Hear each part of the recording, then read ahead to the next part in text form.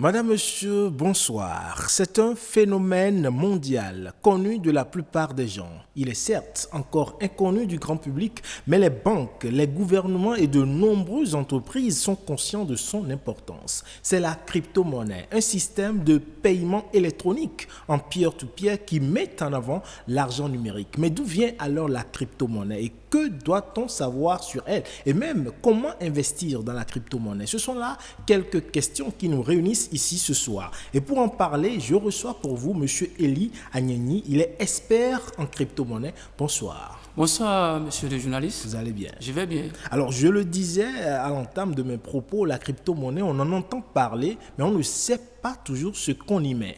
Voilà. La crypto-monnaie, c'est une monnaie virtuelle, une monnaie digitale, une monnaie qu'on peut échanger pierre-to-pierre, une monnaie qui se retrouve aujourd'hui sur l'Internet, une monnaie virtuelle, comme je viens de le dire. C'est une monnaie qu'on peut utiliser pour effectuer toute transaction, pour effectuer tout ce qu'il y a comme paiement au monde. Une monnaie qu'on peut envoyer partout au monde. Une monnaie qu'on peut toutefois utiliser à bon escient.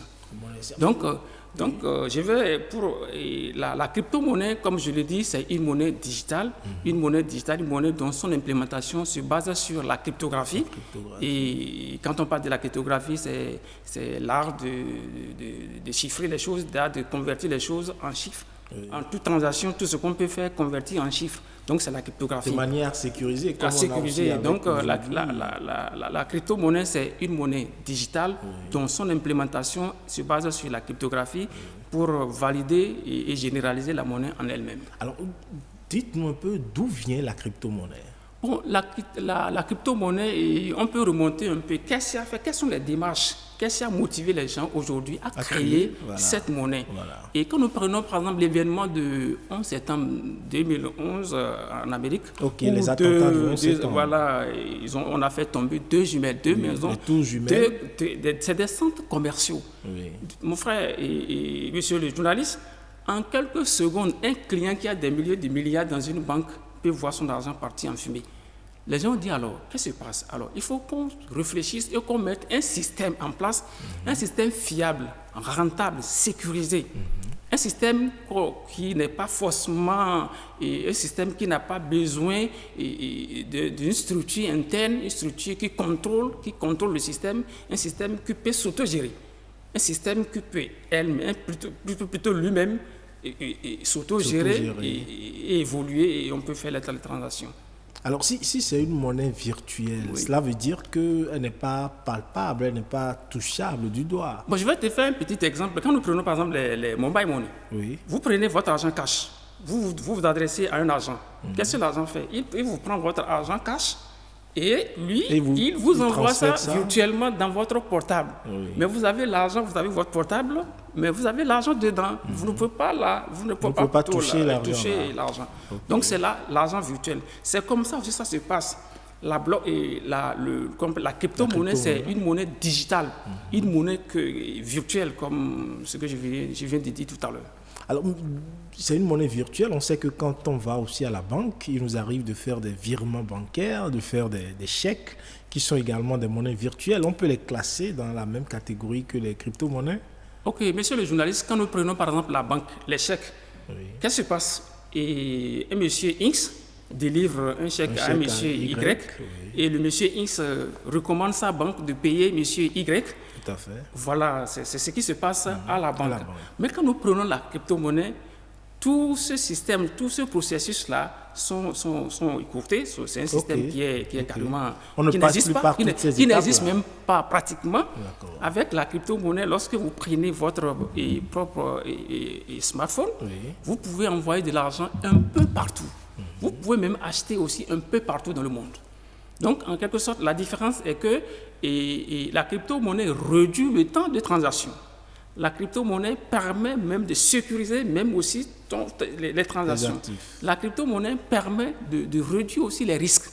Puisque lorsque M. X et M. Y échangent de l'argent, M. X contrôle M. Y contrôle M.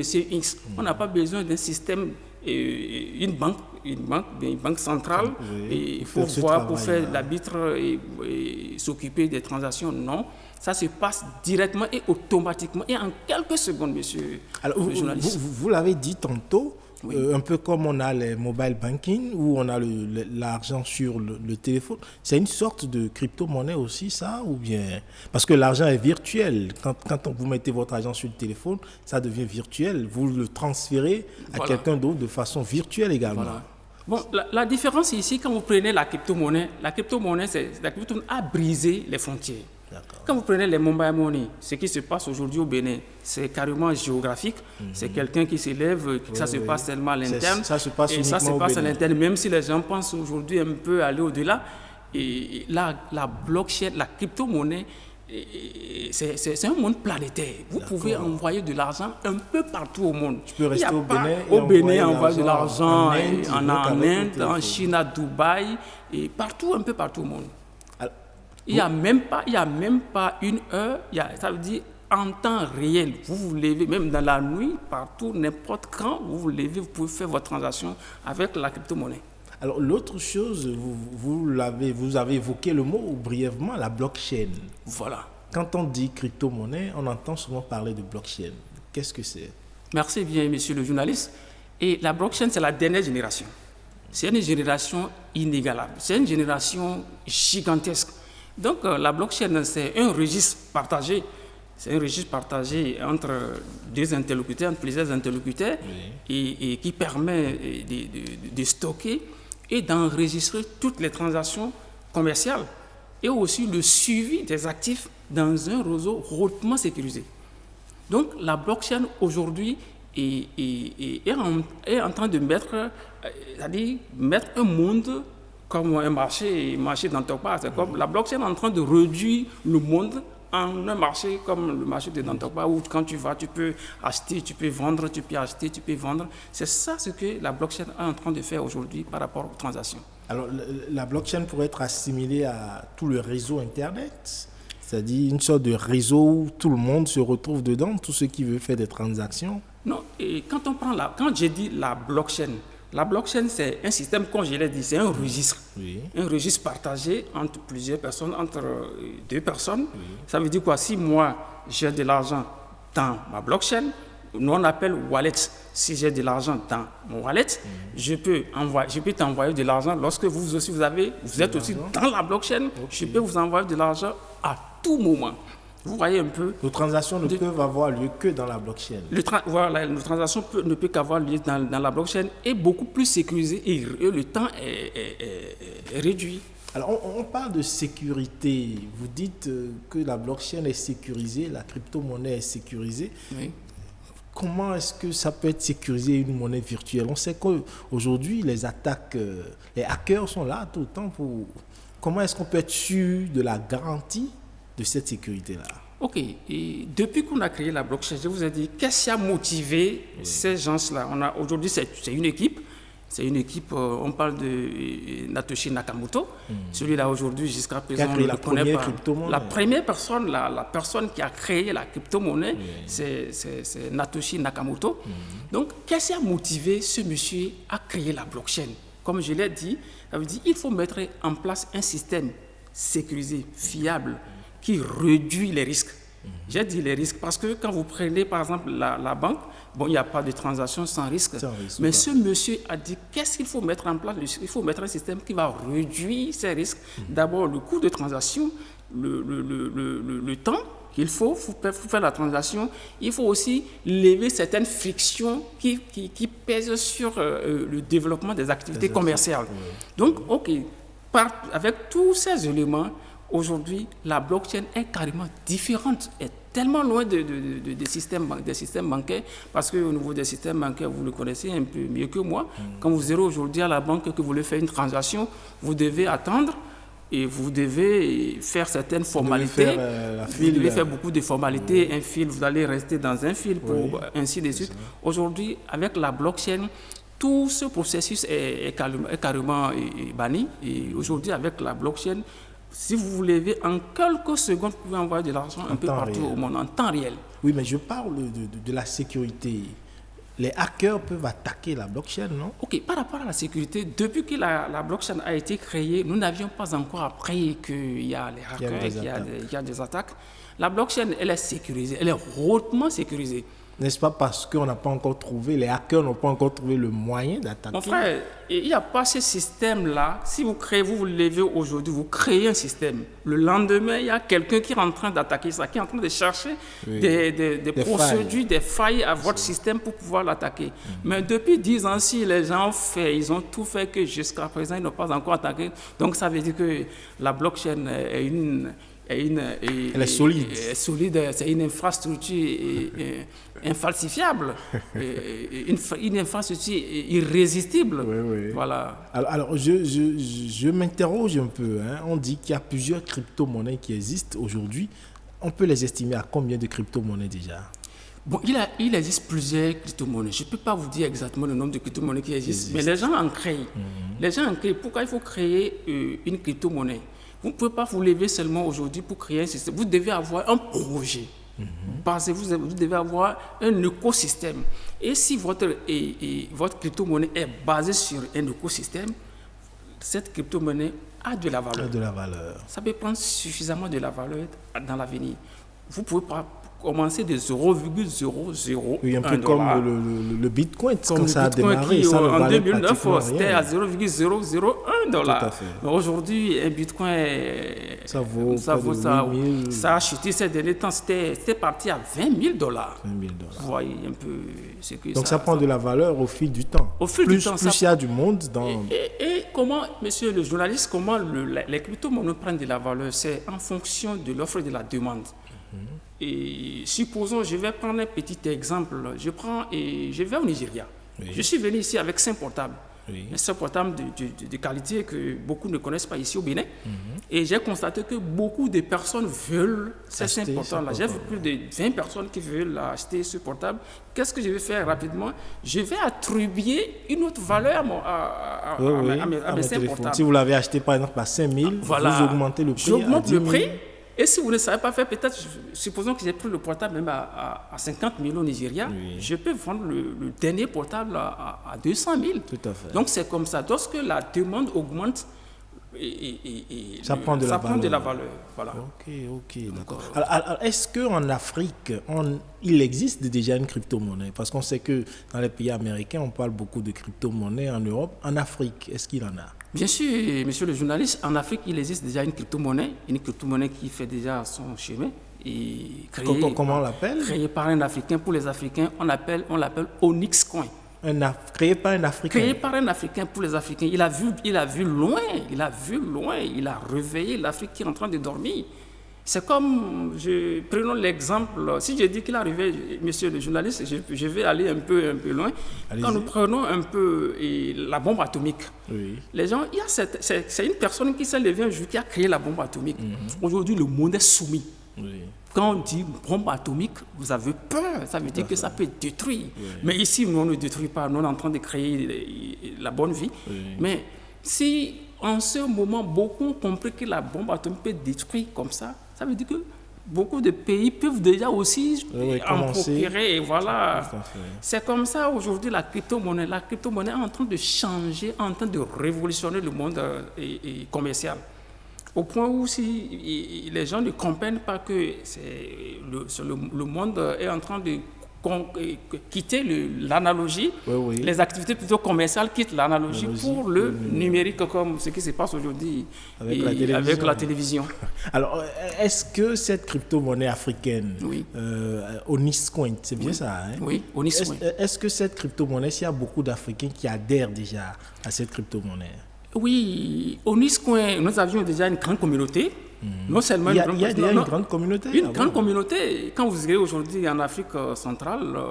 Donc l'écosystème existe déjà. L'écosystème existe, un écosystème, mon frère, bien solide. Un écosystème qui est en train de booster même déjà l'argent à la bourse.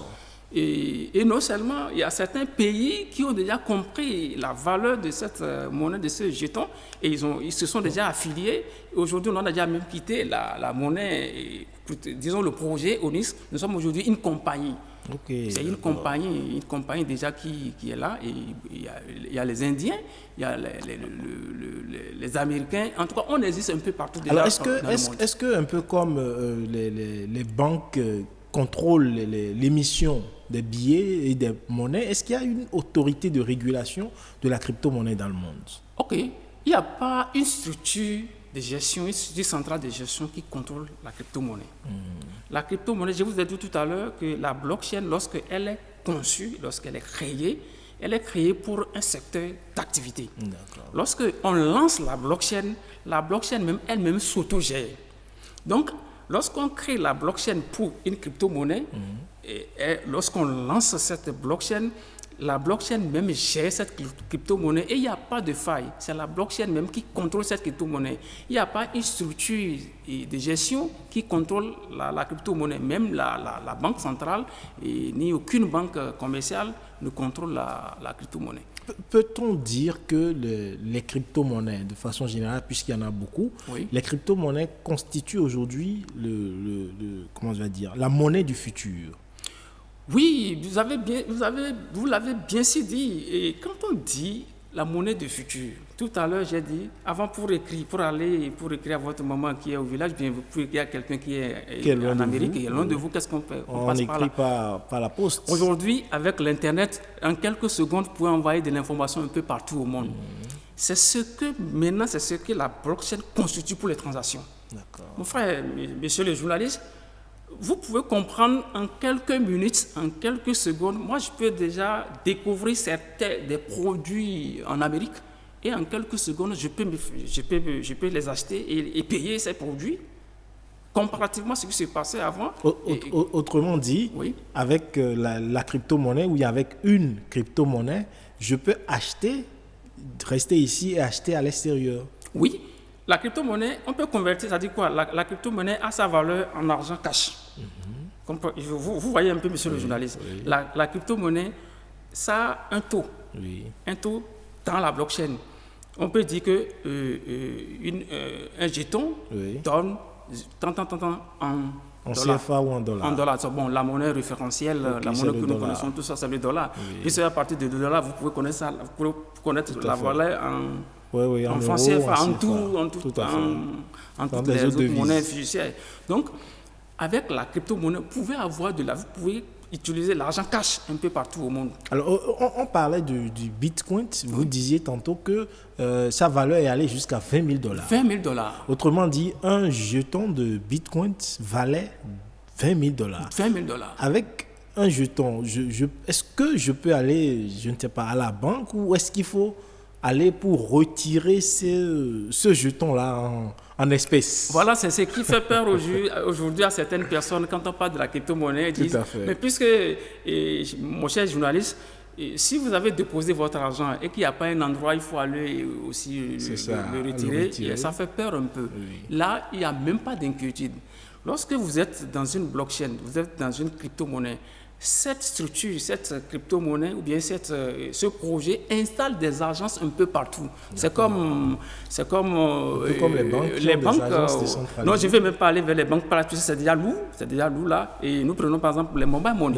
Les mobile money sont installés un peu partout. Il y a des super agents, il y a des argents. Oui. Donc c'est comme ça aussi les crypto-monnaies installent des super agents, des argents un peu partout dans le monde entier. Et il n'y a pas de souci.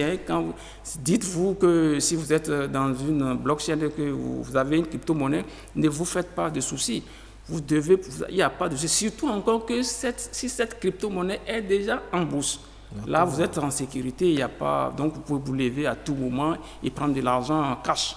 Autrement dit, on fait des transactions totalement légales avec la crypto-monnaie. Il n'y a pas de transaction aujourd'hui qui... D'abord même, je vais vous dire ceci. Messieurs les journalistes, quand on dit transaction, qu'est-ce qui fait qu'aujourd'hui les transactions et la transaction pose problème? Si on me dit qu'avec ma crypto-monnaie, avec mon argent, ce que moi j'ai dans mon portable, je peux acheter très rapidement dans un endroit où je ne connais pas. Je ne connais pas, mais je peux acheter. Si vous irez dans la blockchain, vous pouvez découvrir tous les produits qui existent dans la blockchain, puisque c'est des entreprises qui mettent les produits dans la blockchain. Vous pouvez découvrir tout produit que vous voulez. Donc il y a un marché. Un marché, c'est pourquoi je vous l'ai dit que c'est comme un marché dans ton pas où il y a tout là. Quand vous rentrez dans le marché, vous avez tout. Donc avec la blockchain, vous découvrez tous les produits et services qui existent. Là, de votre maison, de votre portable, vous pouvez acheter.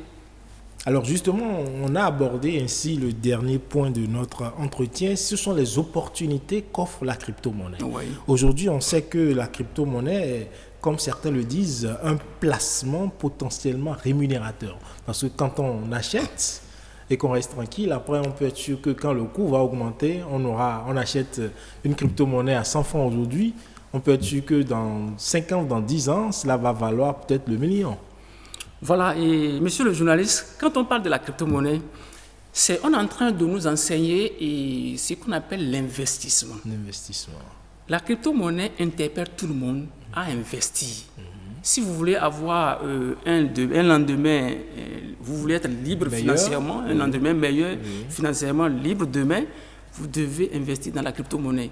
Comment ça se passe dans la crypto-monnaie? Lorsque vous payez, vous achetez une crypto-monnaie, on appelle ça des jetons. Lorsque vous les achetez, vous ne pouvez pas acheter une crypto-monnaie qui est chère. C'est ce qui est moins cher. Mon cher ami, supposons des gens qui ont pris pratiquement 10 000 francs pour acheter le bitcoin en 2009. Oui, à l'époque. Avec 10 000 bitcoins. Supposons que tu as 10 000 bitcoins dans ton wallet et qu'on te dit qu'un seul bitcoin est à 20 000 dollars. Vous êtes un milliardaire. Ça vous fait 20 000 dollars. Vous êtes un milliardaire, vous êtes riche debout. Oui. C'est ça aujourd'hui l'importance des crypto-monnaies. Lorsque vous investissez dans une crypto-monnaie qui est nouvellement créée, qui est moins chère, dites-vous que lorsque cette crypto-monnaie prend de la valeur, vous êtes riche à vie, vous êtes immensement riche. Alors, mais comment est-ce qu'on achète une crypto-monnaie? Pour moi qui ai envie d'acheter une crypto-monnaie aujourd'hui, j'identifie, par exemple, vous l'avez dit, Oniscoin, j'identifie Oniscoin, qui est la crypto-monnaie africaine, et je me dis, bon, j'ai envie d'investir, d'acheter des crypto-monnaies. Est-ce qu'il existe déjà des structures en Afrique, au Bénin, qui sont déjà implantés, qui peuvent me permettre d'acheter et après d'espérer que cela prenne de la valeur? Ok, ça marche bien, monsieur le journaliste. Bon, évidemment, vous ne nous donnez pas des détails précis. Hein. Tout à fait. Quand nous prenons, par exemple, quand quelqu'un a besoin aujourd'hui de la crypto-monnaie, qui veut en avoir, nous on est disponible. Il y a des structures qui existent. Il y a des structures aujourd'hui qui existent ici au Bénin, non seulement au Bénin, même en Afrique de l'Ouest, qui va vous vendre de la crypto-monnaie. À tout moment, vous nous frappez, vous adressez à nous, on va la boîte qui s'en occupe. On va vous vendre. Est-ce qu'il y a des conseils aux potentiels investisseurs comme moi, des conseils pour investir, pour acheter de la crypto-monnaie? Je veux paraphraser un peu un grand monsieur, un grand homme d'affaires qu'on appelle Kiyosaki, qui dit le principal problème des hommes aujourd'hui, les principal problème qui fait que nous sommes aux prises de l'argent, c'est parce qu'on a passé tout notre temps à l'école sans rien apprendre. Il dit sans rien apprendre parce qu'on n'a pas appris l'argent. On n'a pas appris ce qu'on appelle l'argent. Et finalement, qu'est-ce qu'on fait? On court derrière l'argent. Alors que normalement, c'est l'argent qui devrait courir derrière nous.